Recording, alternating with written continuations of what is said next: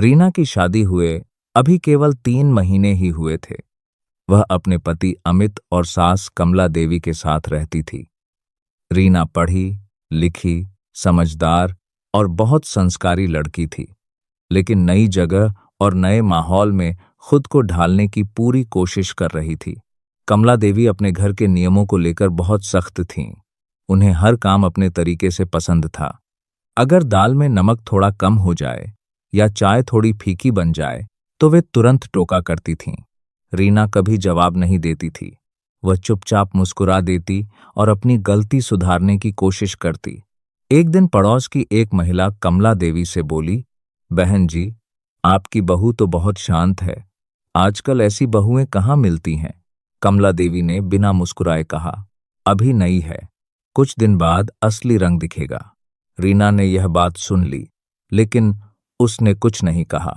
कुछ दिनों बाद अमित को ऑफिस के काम से 1 हफ्ते के लिए दूसरे शहर जाना पड़ा। अब घर में केवल सास और बहू ही थीं।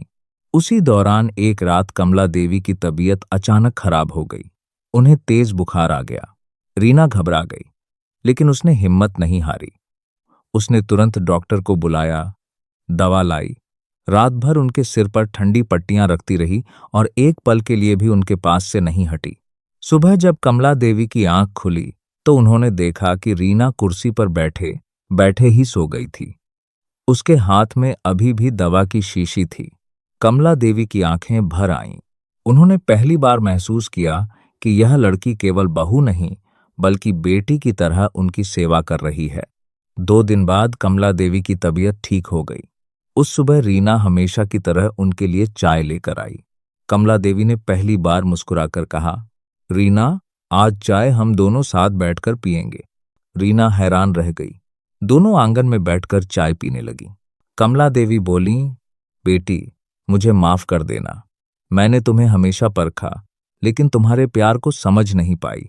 रीना की आंखों में आंसू आ गए। उसने कहा, माँ जी, हर बेटी चाहती है कि उसे अपनी माँ का प्यार मिले। मैं भी बस यही चाहती थी। कमला देवी ने रीना का हाथ पकड़ लिया। आज से तुम मेरी बहू नहीं, मेरी बेटी हो। उसी समय अमित भी ऑफिस से वापस घर आ गया। उसने देखा कि उसकी माँ और पत्नी हंसते हुए साथ बैठकर चाय पी रही हैं। वह मुस्कुराते हुए बोला, लगता है घर में कोई चमत्कार हो गया है। कमला देवी हंसते हुए बोली, हाँ बेटा, चमत्कार नहीं, प्यार हुआ है। उस दिन के बाद घर का माहौल पूरी तरह बदल गया। अब कमला देवी हर काम में रीना की राय भी पूछती थीं। रीना भी उनकी हर छोटी बड़ी जरूरत का ध्यान रखती थी। दोनों मिलकर खाना बनाती, मंदिर जाती और शाम को साथ बैठकर चाय पीती। पड़ोसी भी कहते, जिस घर में पहले सन्नाटा था, वहां अब हंसी गूंजती है।